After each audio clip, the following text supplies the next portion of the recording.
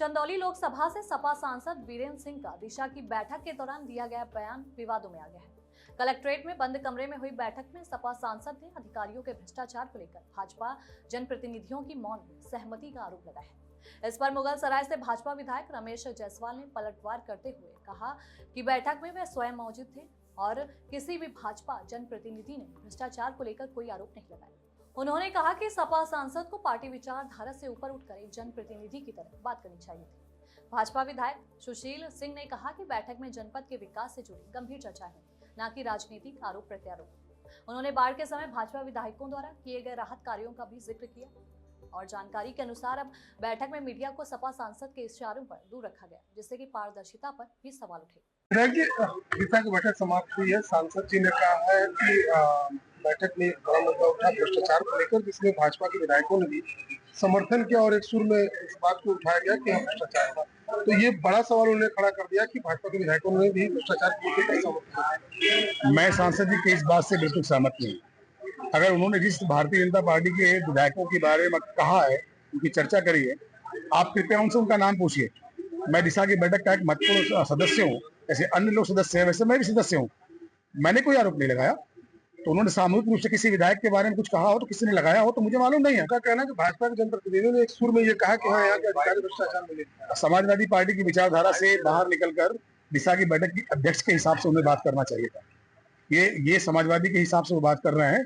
अंदर बैठा भारतीय जनता पार्टी का कोई भी व्यक्ति कहीं भी भ्रष्टाचार का आरोप उन्होंने नहीं लगाया। वो सांसद जी की अपनी मंशा है, इस नाते उन्होंने समाजवादी विचारधारा के हिसाब से भाजपा के लोगों का नाम वो ले रहे हैं। इसको माना जाए कि पिछले बार जो हंगामा हुआ था, उन्होंने मीडिया को, चूंकि अध्यक्ष थे, उन्हीं पे सारे बात पर ये मीटिंग चल रही थी, मीडिया को बैन उन्होंने किया। तो माना जाए कि ये उनको एक मौका मिल गया कि मीडिया को बाहर रखो, बाहर चल के अध्यक्ष के नाते हम जो कहेंगे वही हो। आप बखूबी सारे लोगों के चरित्र को जानते हैं। आप सारे प्रेस के लोग हैं, देश के चौथे स्तंभ हैं।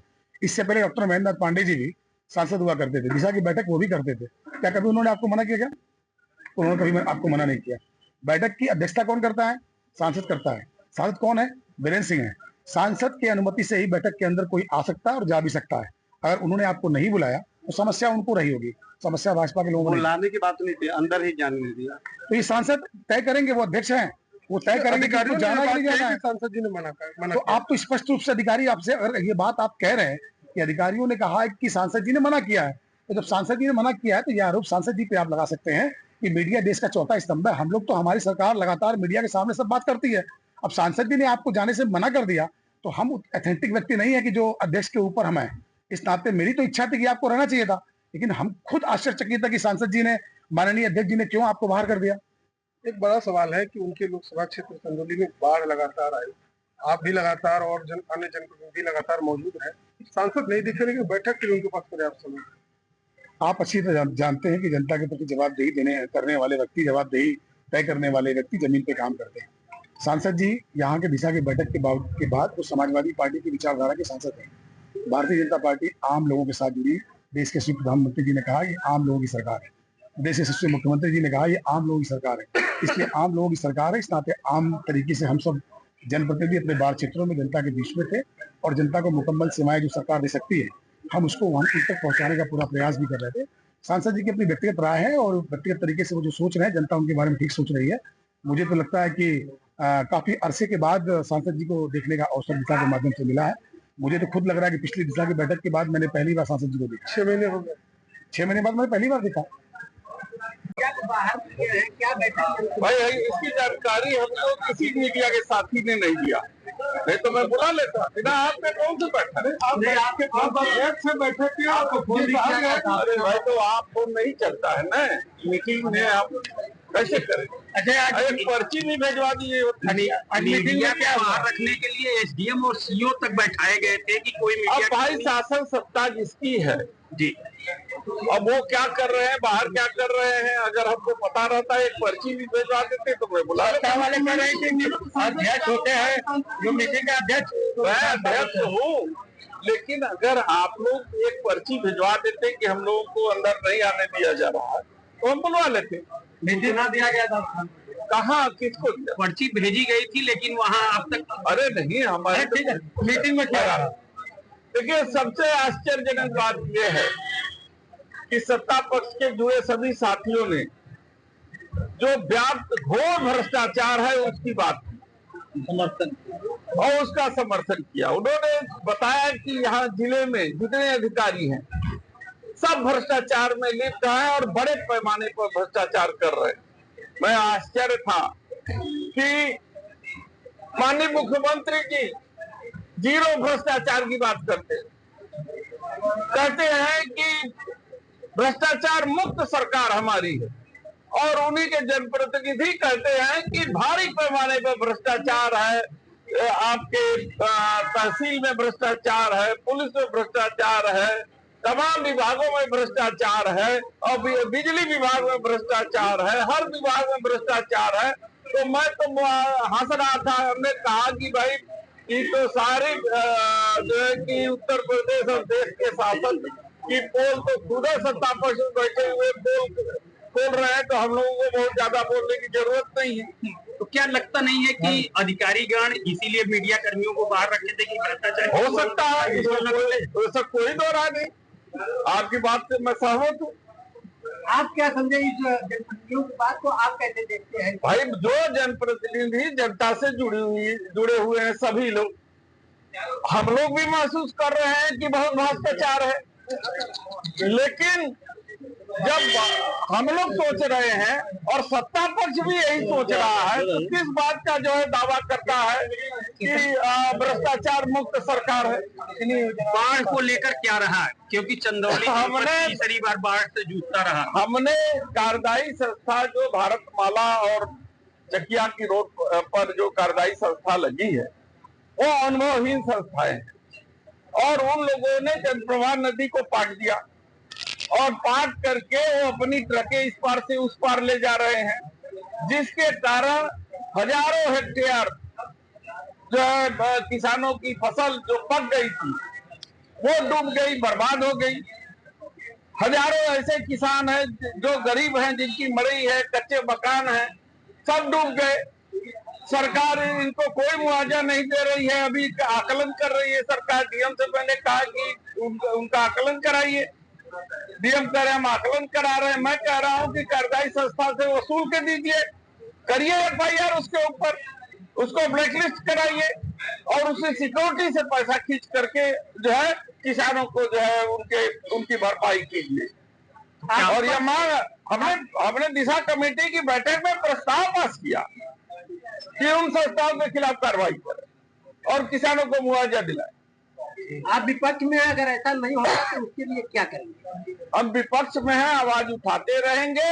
किसानों के पक्ष में धरना भी देना होगा तो धरना देंगे, प्रदर्शन करेंगे और प्रधानमंत्री तक जाएंगे। सदन में भी इस बात को जोरदार ढंग से हम बेनकाब करेंगे इस सरकार को। ठीक। हाँ, देखिए, दिशा की बैठक यहाँ की सांसद की अध्यक्षता में होती है और हम लोगों ने अपने अपने विषयों को रखा है। जो योजनाओं की चर्चा होती है उस पर विषय की सारी डिटेल रखने पड़ते हैं। हम लोगों ने विकास संबंधी सारी चीजों को रखा है, वही था विषय।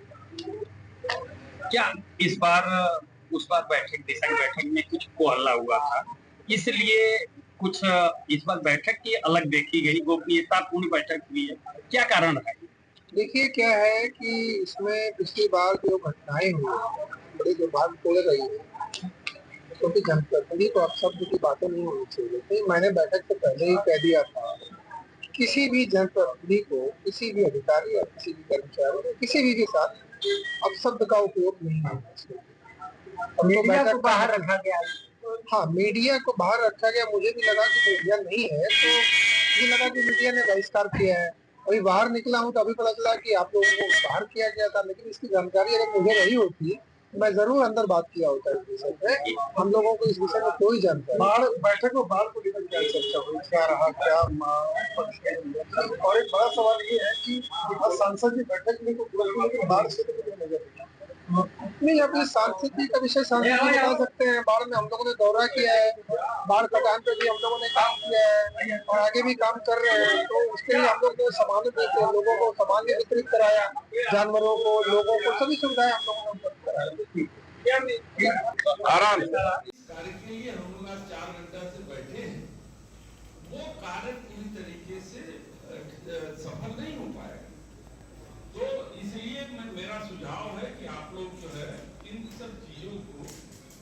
कामकाज को साथ में रखिए। कुछ छोटे छोटे 2-3 बिंदु हैं, बाकी तो हम अपने को जितने सदस्यों ने सवाल उठाए हैं, मैं अपने को उन सभी सवालों से संबद्ध करता हूं और ये अपेक्षा करता हूं कि अधिकारीगण हमारे सदस्यों के सवाल का लिखित रूप से उत्तर शीघ्र जितना हो सके 1 महीने के अंदर डाटा के साथ उनसे मिल करके उनको देंगे, और ताकि वो अपने सवालों का जवाब उन्हें मिल सके और अगली मीटिंग में उस सवालों पर भी वो क्वेश्चन कर सके। अगली मीटिंग हम लोग जैसे 4 महीने में 1 मीटिंग होती है, वर्ष में 4 मीटिंग का प्रावधान है, तो जब हम अगली मीटिंग बैठेंगे तो ये पिछली कार्रवाई में जितने विषय हमारे माननीय सदस्यों ने उठाया है, सबका जवाब आप पहले पढ़ेंगे। पढ़ने के बाद चूंकि जानकारी सारे सदस्यों को रहेगी, इसलिए वो सारे सदस्य संतुष्ट होकर के पिछली कार्रवाई की पुष्टि की मोहर लगाएंगे कि नहीं, हाँ हमने ये सवाल उठाए थे और इस सवाल का जवाब जो हमारे अधिकारीगण दिए हैं उससे मैं संतुष्ट हूँ। फिर नया जो आप डाटा देंगे अगले क्वार्टर का, तो उस पर फिर चर्चा का विषय होगा। तो इसको जरा ध्यान रखें। एक छोटा सा हमारा जिज्ञासा बाकी तो सभी सदस्यों ने उठाया है, कृषि विभाग में एक मृदा स्वास्थ्य को लेकर के है कि क्या यहाँ पे जो एग्रीकल्चर डिपार्टमेंट के लोग हैं, इन्होंने मृदा जांच कराई है और पाया है कि कौन से माइक्रो न्यूट्रिएंट्स, कौन सी ऐसे तत्व हैं विशेष रूप से जो चंदौली के हर ब्लॉकों के अंतर्गत आने वाले खेतों की मिट्टी में आवश्यकता है।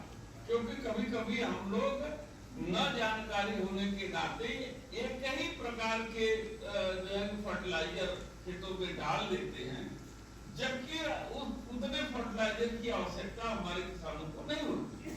तो अगर हमारी जानकारी होगी तो हम सही मानक के आधार पर वो फर्टिलाइजर डालेंगे, हमारा पानी भी प्रदूषित नहीं होगा और कम खर्चे में ज्यादा उत्पादकता हमको बढ़ जाएगी। दूसरा, हमारे विधायक जी ने भी यह सवाल उठाया कि फसल बीमा, इसका सरलीकरण होना चाहिए। हमने सदन में भी अपने माननीय कृषि मंत्री से उठाया था कि आप लोगों ने इतना कठिन मानक बना देते हैं इंश्योरेंस कंपनियों को लाभ पहुंचाने के लिए कि हमारा किसान जो भुला है, जो इतना ज्यादा जानकार नहीं है, उसकी किस्त तो काट लेते हैं, बैंकों के माध्यम से काट लेते हैं, फसली ऋण से काट लेते हैं और जो क्रेडिट उसको किसान क्रेडिट लिमिट है उससे काट लेते हैं। लेकिन जब उस इंश्योरेंस को वापस देना होता है किसान को, तो उसमें इतने फार्मूले लगा देते हैं कि इतने एकड़ में इतना % जब हानि हुई होगी या इतना दैवीय आपदा में जो है कि फसल खराब होगी तब हम इस मानक के रूप में आएंगे। तो ये चीजें हमारे कहीं न कहीं किसान हित में नहीं होता है। तो हम इस सदन के माध्यम से माननीय कृषि मंत्री को भी मैं भेजना चाहता हूँ, अपने प्रधानमंत्री जी को भी भेजना चाहता हूँ कि जो फसल बीमा का जो मानक निर्धारित किया गया है उसके सरलीकरण किया जाए ताकि किसानों को ठीक ढंग से जो है उनको जो है कि बीमा का लाभ मिल सके।